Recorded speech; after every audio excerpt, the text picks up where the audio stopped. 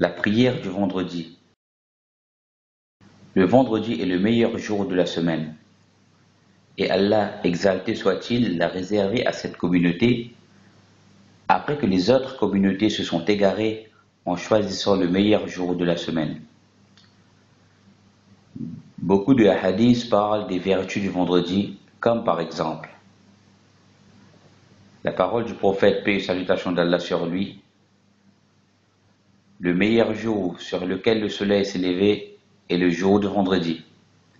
Durant celui-ci, Adam a été créé, et durant celui-ci, il a été introduit au paradis, et durant celui-ci, il en a été sorti. Il, paix et salutations d'Allah sur lui, a aussi dit, celui qui fait son bain rituel, puis va à la mosquée du vendredi et prie ce qu'Allah lui a ordonné de prier, puis écoute l'imam jusqu'à ce qu'il ait fini son sermon, puis prie avec l'imam, alors lui sera pardonné tout ce qu'il aurait fait entre ce vendredi et le vendredi suivant, avec 3 jours de plus. Abu Huraira, qu'Allah soit satisfait de lui, a dit, le messager d'Allah, paix et salutations d'Allah sur lui, a dit, les 5 prières quotidiennes, le vendredi jusqu'au vendredi suivant, le mois de Ramadan jusqu'au Ramadan suivant, effacent ce qu'il y a entre eux comme péché, tant que l'on ne commet pas les grands.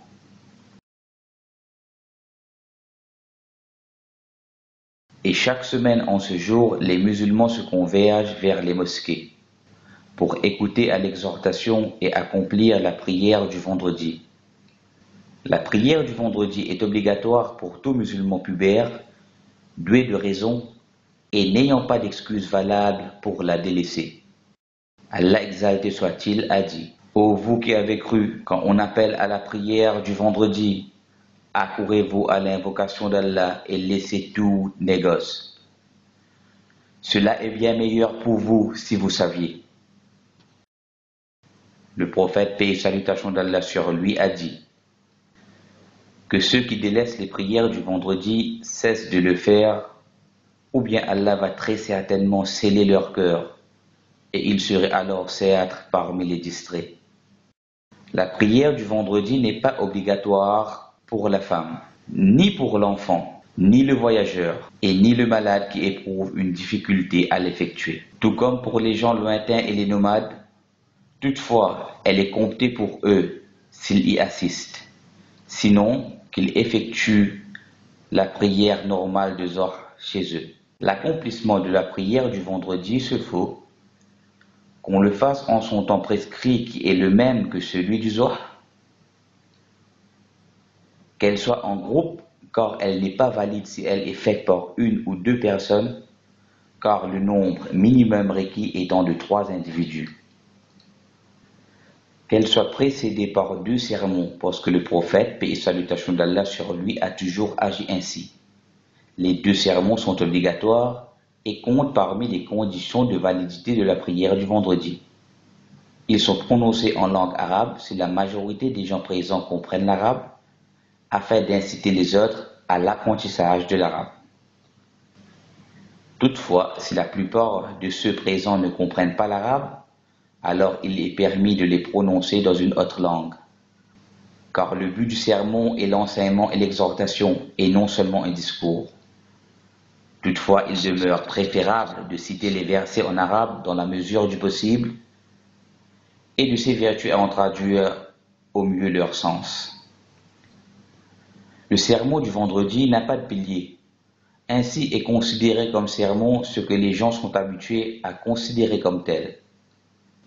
Toutefois, afin que le sermon soit bien fait, il convient à l'imam de faire les choses suivantes. Louer Allah,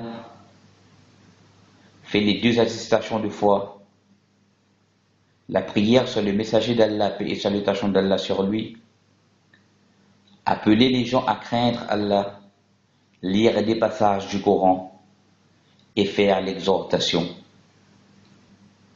Il est préférable de faire le sermon depuis la chair et de saluer les gens en montant sur la chair, que l'imam sépare les deux sermons par une pause légère, les raccourcisse et invoque Allah durant les deux sermons. Il est interdit de parler pendant que l'imam fait son sermon. En effet, le prophète, paix et salutations d'Allah sur lui, a dit: si tu dis à ton voisin, le jour du vendredi, écoute attentivement pendant que l'imam est en train de faire son sermon, alors tu as certes dit une chose futile.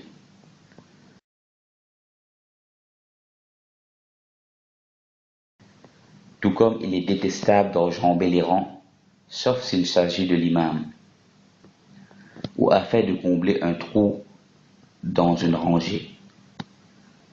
La prière du vendredi est constituée de 2 unités de prière durant lesquelles l'imam récite à haute voix, et fait partie de la tradition le fait de lire dans la première unité, après la Fatiha, la sourate du vendredi, sourate al-Jum'ah, et dans la seconde, la sourate des hypocrites, sourate al-Munafiqun, ou bien de la première, la sourate al-A'la, et dans la seconde, la sourate al-Ghashiyah.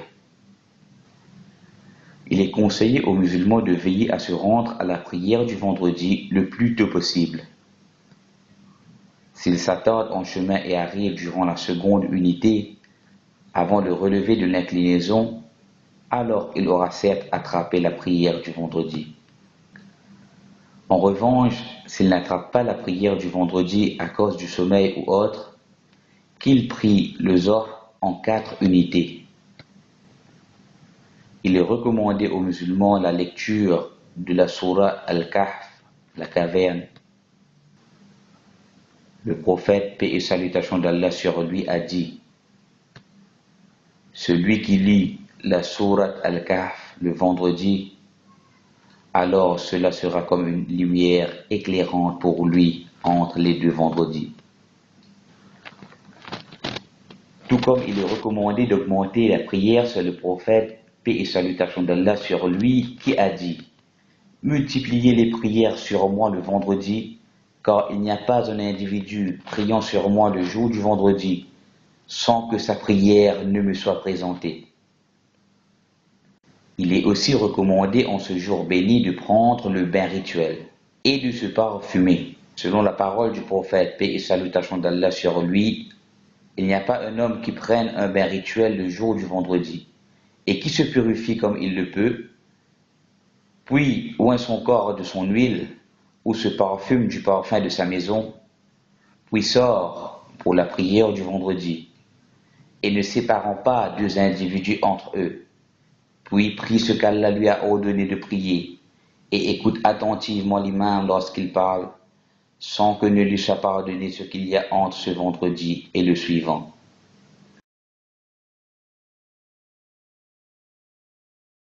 La tradition prophétique veut que le nombre des marches de la chair soit de 3, comme l'était celle du prophète, paix et salutations d'Allah sur lui. Ne fait pas partie de la tradition prophétique le regroupement des gens avant la prière du vendredi autour d'un récitateur leur lisant certains versets du Coran, jusqu'à ce qu'on appelle à la prière du vendredi, ou bien qu'il leur récite des chants ou fasse des invocations en groupe retransmises à l'aide des haut-parleurs. Si le prieur arrive pendant que l'imam fait son sermon, qu'il prie alors ces 2 unités de salutation rapidement avant de s'asseoir. Le prophète, paix et salutations d'Allah sur lui, a dit: si l'un d'entre vous arrive à la prière du vendredi et que l'imam est en train de faire le sermon, qu'il fasse 2 unités et qu'il ne les allonge pas.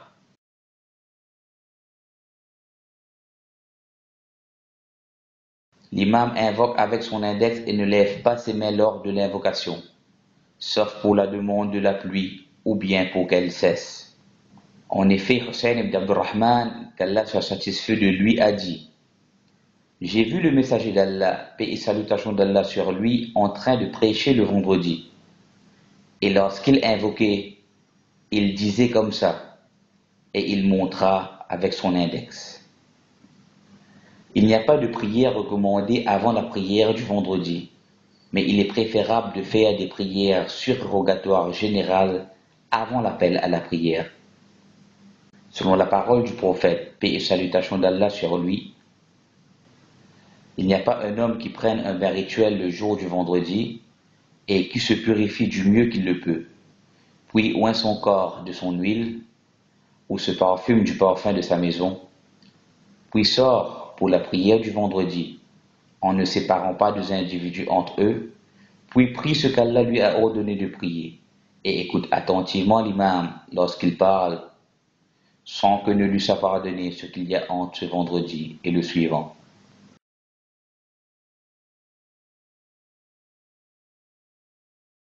Par contre, il y a dans la tradition prophétique deux unités de prière surérogatoires après la prière obligatoire. Ibn Omar, qu'Allah soit satisfait de lui, a dit: le messager d'Allah, paix et salutations d'Allah sur lui, priait après la prière du vendredi deux unités chez lui, où il peut en prier 4.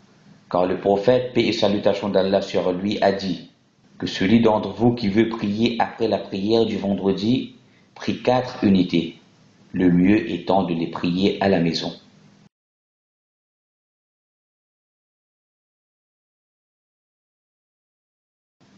Si la fête de l'Eid tombe un vendredi, alors il est plus prudent d'effectuer la prière pour les deux. Et si quelqu'un accomplit la prière de l'Eid et pas celle du Jumu'ah, alors il doit au moins prier le Zohr. Et il est permis à celui qui habite loin de la mosquée de ne pas revenir pour la prière du vendredi s'il a déjà effectué la prière de l'Eid. En effet, Iyas ibn Abi Ramla al-Shami a dit: j'ai vu Muawiyah demander à Zayd ibn al-Qam: as-tu assisté avec le messager d'Allah, paix et salutations d'Allah sur lui, à 2 Eid rassemblés? Il répond: oui. Il a prié l'Eid au début de la journée, puis a laissé le choix pour la prière du vendredi, en disant que celui qui veut la faire, la fasse.